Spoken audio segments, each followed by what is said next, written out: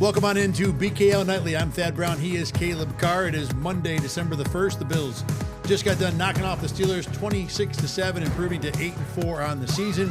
Sean McDermott and both coordinators addressed the media today. We'll hear from them. We'll also talk about what we like about this game that might be able to be something the Bills can build on going forward. But let's start with some injuries, and there were notable updates today. Right off the bat, the number one guy to worry about, that would be Joey Bosa, who's got a hamstring issue. Sean McDermott said, we will see how it goes. Look, Monday is never a day for real information about Bills injuries. We won't really find anything out concretely until probably Wednesday, but a concern for sure. Beyond that, Deion Dawkins still in concussion protocol. Terrell Bernard, Dalton Kincaid, Spencer Brown, Josh Palmer improving. Let's start with Joey Bosa because there's a Tyler Bass note we got to get to as well. Bass is done for the year. But Caleb, Joey Bosa so far this year has been certainly one of the Bills' best, probably the best pass rusher.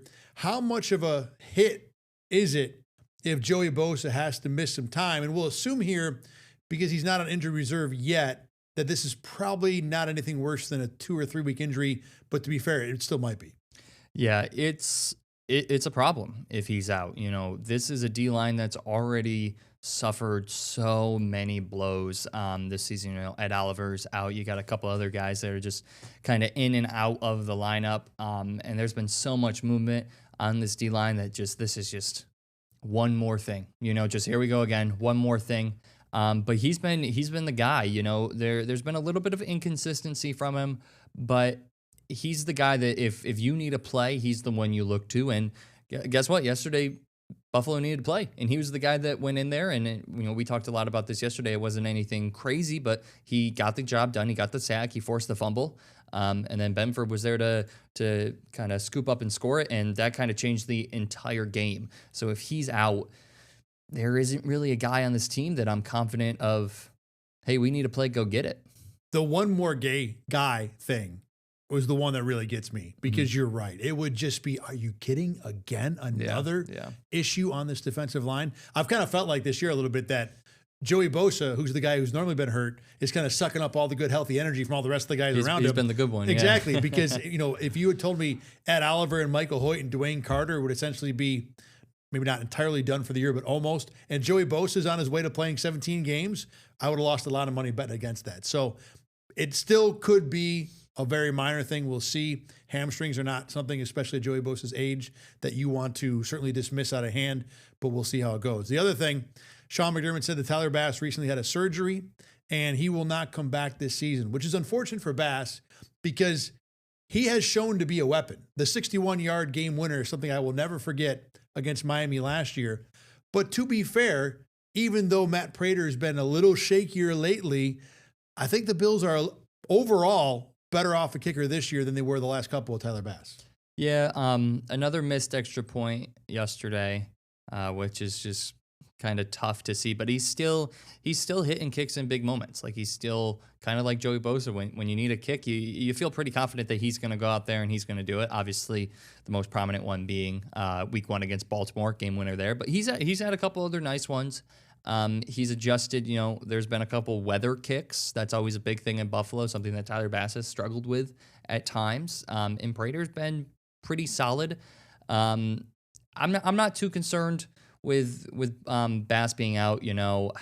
Get healthy, get right, come back in the preseason and have a kicker battle, see what you can do. Let's see if he can get back. But I'm okay with, Prater throughout the rest of the season. I have enough confidence. Let's say it's a wild card game and you need a kick. I have enough confidence in Prater to be okay.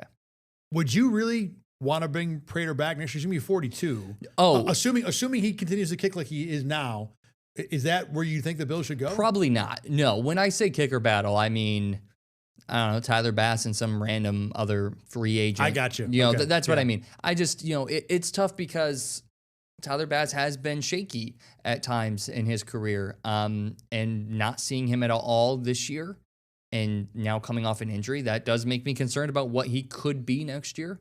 But I'm willing to give him a chance and to see if there's anybody else that they can find. But like for this season right now, I'm cool with Matt Prater. Prater, for the record, he's missed extra points in the last 2 games. He missed his last field goal against Kansas City, but it was a 50-yarder. He's only missed 5 kicks all year, which is good, well above average, but not great for a kicker so far. And it doesn't help that a lot of those are recent, like you said earlier. Yes, they're starting to happen more. So as long as it doesn't keep amping up, we're okay. The big offensive story for the Bills coming out of the Steelers game was just how darn dominant the run game was. 249 yards, most for a Steelers opponent in 50 years. Josh Allen got his 76th quarterback touchdown run. That's a new record. James Cook, career high 32 carries. And the Bills did it, of course, with two backup offensive linemen, Ryan Vandermark, Alec Anderson, both played great. And I think Joe Brady did a good job playing to their strengths. In addition, the thing that Joe Brady really did well, as I was going over the film today, he relied primarily on two running plays. They ran inside zone and duo. And to be fair, I'm not in the huddle, so I don't know for sure. I'm just reading off what it looks like on film. Pretty much the whole game. I counted 31 rushes, and just running back rushes too, not even the Josh Allen 8 carries. Excluding those, 31 rushes for 193 yards on just those two plays, and all of them, or at least 90+% of them, were set up with strong right side formation. So what it seemed like Joe Brady did was, we're going to give you the same look all the time. We're going to run two plays. One goes right, one goes left. Feel free to stop us. And the Steelers never could. And it was really impressive because we talked about Joe Brady as a guy who excels when he just does a simple thing. Well, here's a game plan where it wasn't just one play, but it was two plays, and he stuck with it all game long. And the Bills didn't just win, they dominated with that thing. Yeah, give credit to Joe Brady. He's kind of, as someone who is a Bills fan myself and is kind of in the social media world of other Bills fans, there's a lot of times where fans will be like, Brady, stop doing the same thing. Yeah. He likes to do the same thing a lot. He likes to go back to the basics a lot, and we've seen that bite him a lot. So credit to him to stick with it. He saw it working. It continued to work, and they just kept going. And like you said, they just said, stop us. And the Steelers never did. I don't want that to become a constant thing. Running the same two plays still scares me a little bit. I get that it kept working. I get that the Steelers were never able to really stop it, and credit to the O-line. Not a great week last week, and this week they said, no, we're just going to be dominant. James Cook also looked really smooth out there, so credit to him as well. But Brady tiptoed that line of doing too much and doing just enough, and so I will give credit to him for staying on the right side of it. Funny you put it that way. Joe Brady talked today about that exact line and kind of why it took some guts to keep running that same play over and over. The guys were having a lot of success. I wanted to keep going to it, so why get away from it? As always, you run it a couple times. Do you stop running it and then wish you did, and then next time you run it and then you lose 3 yards and you're wondering why you went to the well too many times, right? So it's always that fine line. That rushing performance it stands almost alone, right, in terms of my NFL career. Toughness, togetherness, finishing plays the right way, great technique, mindset. So it's just really fun to watch. The physicality that they played with yesterday, the mindset that they went into with, the way that we were running the ball, the way that kind of everybody understood the game plan, it was impressive. So part of the success, as Sean McDermott alluded to there, was really everybody getting involved. And the Bills have been good always, for years, about involving receivers in the blocking game. And Terrell Shavers has been a big part of that this year. Khalil Shakir, I think, got a shout-out today as well. His blocking is not as good. He just doesn't come from a large enough body to be a threat there, but he does certainly make the effort. So those guys are a part of this. I know you said you don't want the Bills to do this all the time. I do wonder if this is something that you can be good at enough to use more regularly. Now, look, I don't think the Bills are putting 250 up on the Broncos with two running plays, but if you can be basic, and one of the things I liked about this game plan was with new guys in, they didn't do new things. They stuck to the things they've been doing all year, the things they've been working on since training camp. And players like that because you can play free. You don't have to think. Mm-hmm. So I think there is a world where you have an offensive coordinator who's best when he doesn't try and get outside the box. You have an offensive line that wins in a lot of situations. I do think this is a scenario that can succeed more than just this one game against a not-so-good run D, who in Derek Harmon was missing probably their best run defensive player as well. Yeah, I think it can be successful, but there are much better teams out there than the Steelers. Like, to your point, the Broncos. You're not going to beat the Broncos with just 2 plays. You're not going to beat the Broncos with 3, 4, 5. You need a lot of options. They're going to be able to shut down what you have. Sean Payton's a very good head coach. You go in there or really just any other team. Really, there are a lot of teams other than the Steelers that I think have the capability of shutting that down a lot quicker, or, I mean, I guess at all, because the Steelers never really did. Quicker, like you said, the bar is low for doing it quicker. The bar is low, but yes, quicker. It just concerns me that, like, you get to a wild card, a divisional round game, you're not going to be able to get by with those 2 plays. And I understand, like, I get that they were dominant. And if they continue to be dominant in those type of areas, then I'm confident, keep doing it. But eventually it's going to get shut down. You got to show me that you can do other things. And the problem is the Bills can't do other things right now. So if those 2 plays get shut down, they have nowhere else to go. Yeah, that's been the discussion with the offense most of the year. And we got to kind of ignore the whole wide receiver discussion for this game because the run game nice. was yeah, right? It was very nice. Was so good. Let's go to the defensive side of the ball. Shaq Thompson was the team leader in tackles with 9 in this game. Their numbers weren't big on defense because the Steelers only had like 42 or 3 offensive snaps. But regardless, Thompson continues to play well. Week after week, you like the plays he makes. He doesn't make a ton of ridiculous. It's not like he's running back interceptions for touchdown every week, but he is solid, dependable, consistent. And after the game, Josh Reed caught up with Shaq to talk about this particular win over the Steelers. The Bills defense with a great performance against the Steelers, and this was the man in the middle. Shaq Thompson led the team in tackles. You guys held the Steelers to under 200 yards of total offense. What was the key in the game plan? Man, the whole mindset this week was just Dogo mentality, man. Dogos, they're vicious, you know what I mean, and they're great hunting dogs. So that was the message this week, and the team did a great job responding, man. And I couldn't be so more proud of this defense, proud of this team, you know. Big stop, you know, coming in second half. First fumble, forced first fumble, scored. So, man, shout out to the defense and the whole team. I want to talk to you about that mentality because that's something Sean McDermott brought up when asked about you in particular and the nastiness that you can bring to this defense. How much pride do you take in that? Man, I was born this way, man. God gave me the heart to be a dog, you know. And when I got in this league, you know, I had great leaders that were dogs. And, you know, it's just got instilled in me. And, you know, I'm trying to bring that here to make sure these guys, man, they have it in them, right? You just need somebody to just bring it out of you. And we brought it out today. You know, we got 5 more after this. We got to keep it going. I like the Shaq Thompson confidence, the attitude. Mm-hmm. You can tell this is a guy that's been around the block. He knows how to handle himself in the NFL. So the question continues to kind of pop up every time Terrell Bernard misses his time and Shaq Thompson comes in and plays well. Do the Bills need to go back to Bernard whenever he is healthy? Shaq Thompson has shown, like, he has not given the Bills any reason to take him off the field. There's been no reason to take him off. And, you know, Bernard has maybe given them a few reasons to take him off. Yes. Even when he's healthy, he hasn't been playing very good. So I see no reason why you take Shaq Thompson off the field. I mean, you said it before. Consistent. Consistent is the word that I keep going to. You know, Joey Bosa is a guy that's going to make a splash play. There are some other linebackers in the league, other defenders in the league that they make splash plays. But Shaq Thompson is one of those guys that he's going to give you something every single down. It's not going to be, like you said, an interception. It's not going to be forced fumble every single time. It's not going to be these crazy big tackles for losses where he just like blows up a gap or whatever. But he's going to make the tackle. He's going to not let them get too much, and he's going to defend well. And that's what he's been doing all season.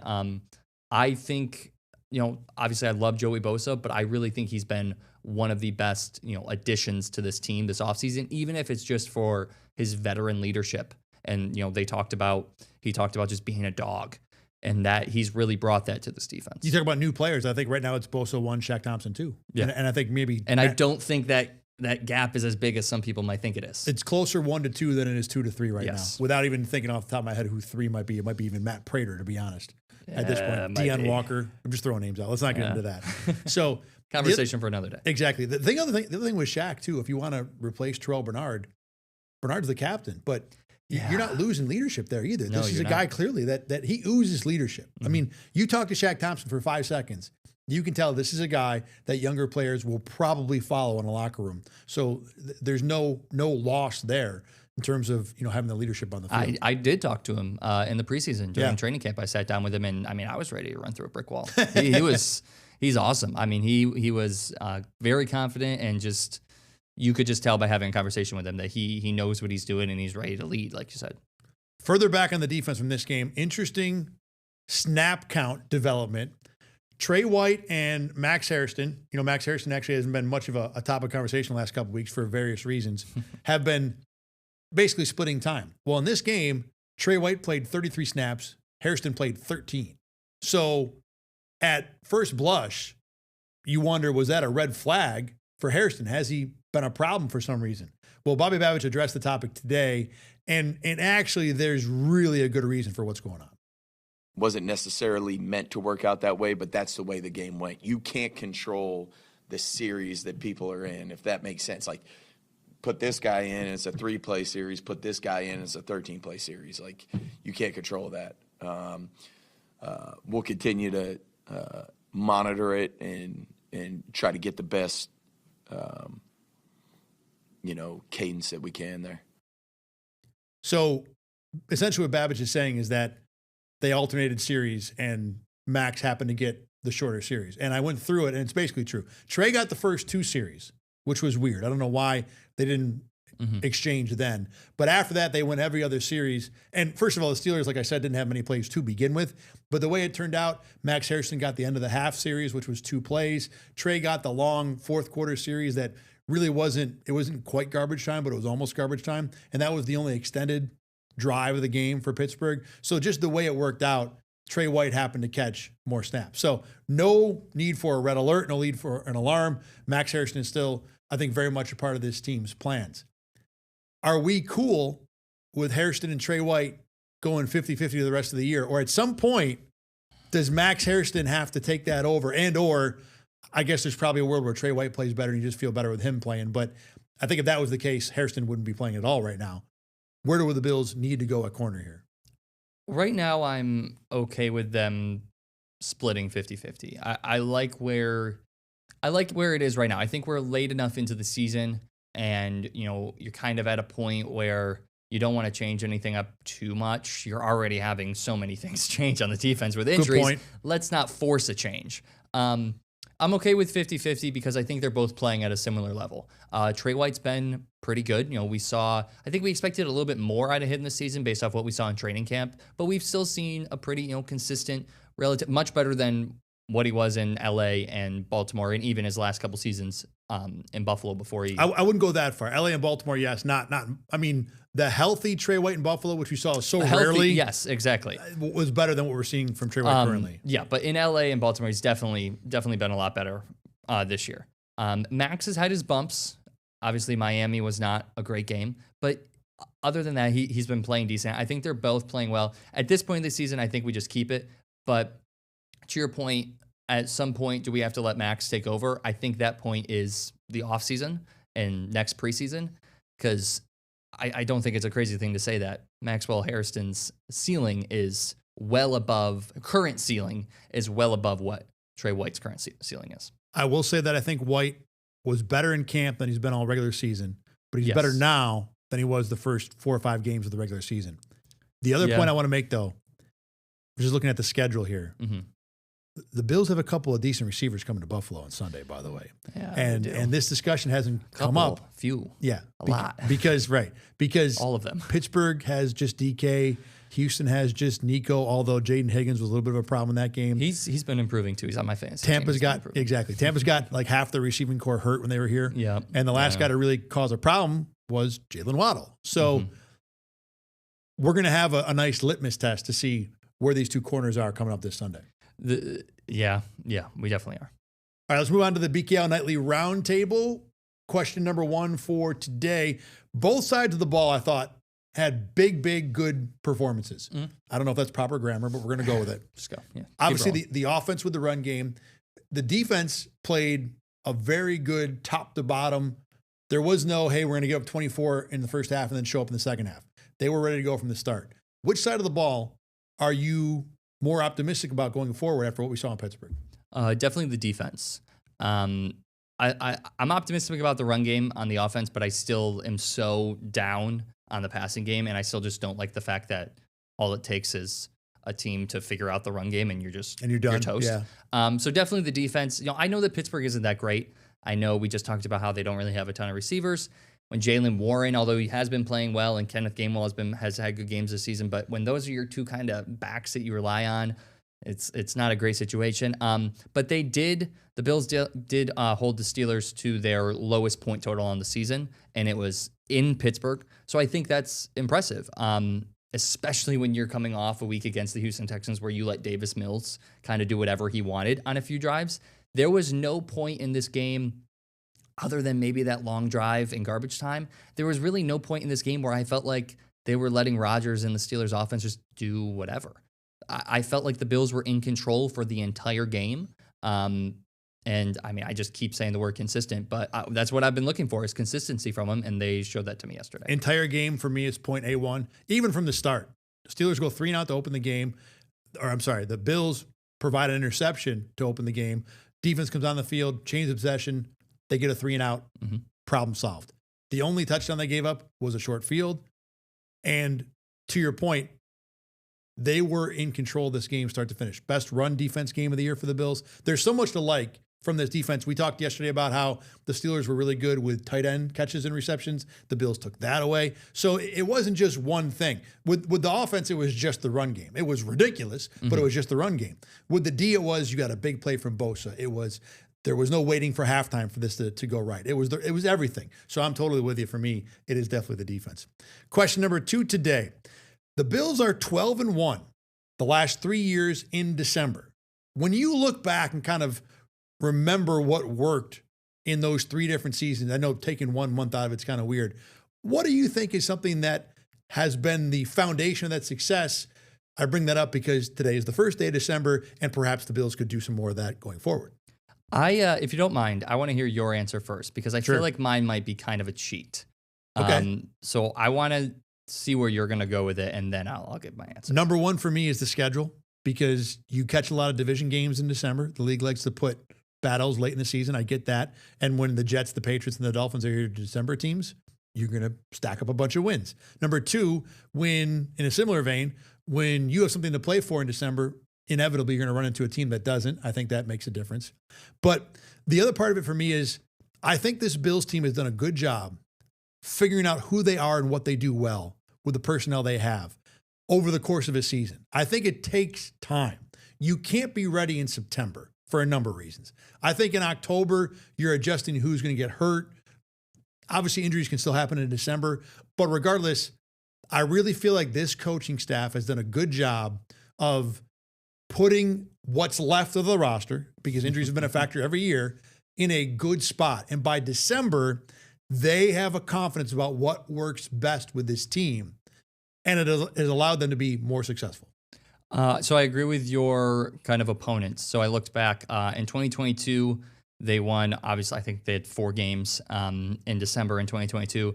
The combined record of their opponents was 24-26. 24 wins, 26 losses. It sounds really good, better than I thought it would be. Yeah, it's not bad, but it's still kind of like middle of the road. And back in 2022, that's when Josh Allen was just going off. That's when the offense was firing on like all cylinders. So is the defense. So it's not too big of a surprise. Prime Stephon Diggs. Yes, exactly. Now, the reason I said kind of a cheat was because in 2023 and 2024, the reason I think they had a bye week at the very beginning of the month. They had late bye weeks in both 2023 and 2024, which I think plays a big part, gives them time to rest, gives them time to recover, gives time for the coaching staffs to kind of get together and be like, all right, kind of like you said, we have our season. This is what works. This is what hasn't. Let's take an extra week now to really put together our rest of season plan. And they've done a really good job of that. And they've been, other than, I think last year they lost to the Rams in their second week. That's the only loss. Mm-hmm. And other than that, they've done a very good job. So in those 2 years, they went 8-1 or 7-1. With the bye weeks. After their bye weeks. Actually 8-1 because they had 5 games in December last year. Okay, so I was right the first time. Yeah. 8-1. The bye week point is a good one. I didn't notice that, but you're right. Yeah. That probably does That's help. my kind of cheating answer. So circumstances. I mean, sometimes that's how it goes. Yeah. It's a good team. They're going to win a lot of games anyway. Yes. But they've had things certainly working out their way in December. All right, time for confidence up, concern up. We do this after every game. You go first. Who do you like a little bit better coming out of Bills and Steelers? Confidence up is the O-line. There were some troubles last week. Might have been part of injuries, might have been whatever it was, but they did not play very good last week, and even the week before that was iffy.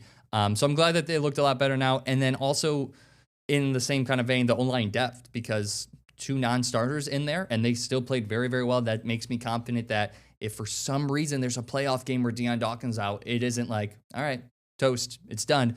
I have confidence now in the backup O-linemen seeing them play. I have liked the Bills' O-line depth all year because I don't know how many other teams are like this. I can't imagine it's all of them. Mm-hmm. The Bills' depth is consistently young, ascending guys who you think have upside. Maybe they don't, but potentially do. And being able to give them snaps when you blow teams out all the time has been a benefit. But having someone you can go to say, hey, we might get better than we expect out of this player, I think has been a benefit. The Bills like to do that in a lot of positions, and O-line is one of the only ones that have. Well, I mean, not really at linebacker. We just got done talking about the 30-year-old who's been their depth, who's been really good. Yeah, too. But that's not a young guy ascending, like you said. I mean, right. I mean, they like to have young guys ascending at multiple positions, wide receiver, and it doesn't really work out all the time. I see where you go with that. I'm glad it does it at the O-line, though. Let's go to concern up. Who are we a little? Oh wait, I didn't do my confidence up, right? No, unless yours is O-line. No. I'll get it in. Let's put the proper graphic up. There we go. There you go. Joe Brady for me. I talked about it before. I really like the game plan. It was smart. Even the passing part of it was good. Quick throws, take the pass rush out of the game, give your offensive linemen a chance to do what they do best or should do better when you're facing a pass rush like TJ Watt, et cetera. People got on Joe Brady after the Houston game. He doesn't know how to use his receivers. That may still be true. In this game, he knew exactly what to do with the pieces he had. Okay, concern up now. You can go first again. My concern up is for Joey Bosa's health.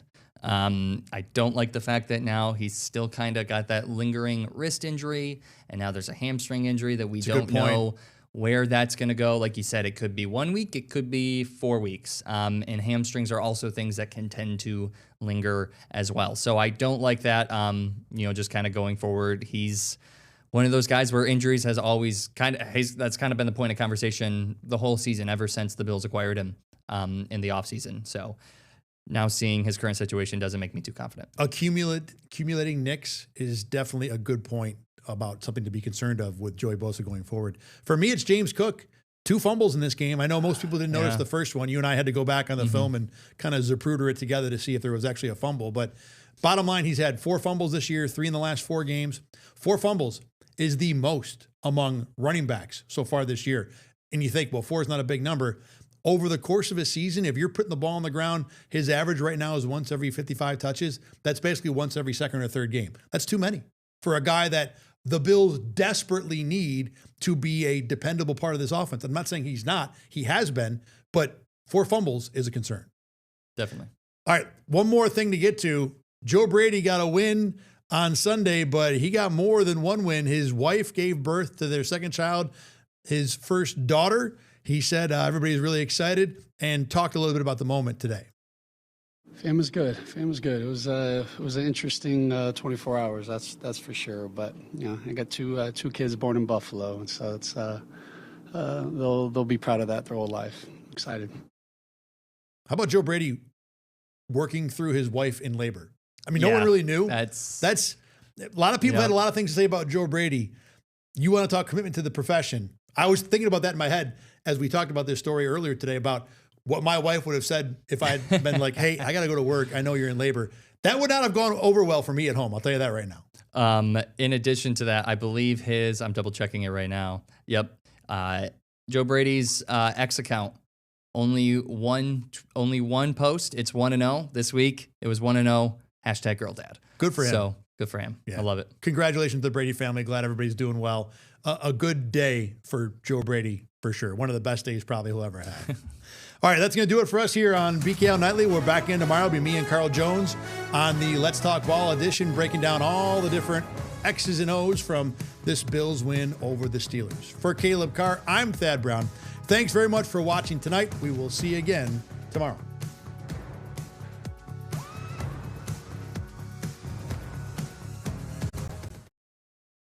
the Rochester First streaming app today for everything you love from News 8 On Demand, plus exclusive shows you won't see anywhere else. Search ROC and download for free on Roku, Amazon Fire, and Apple TV.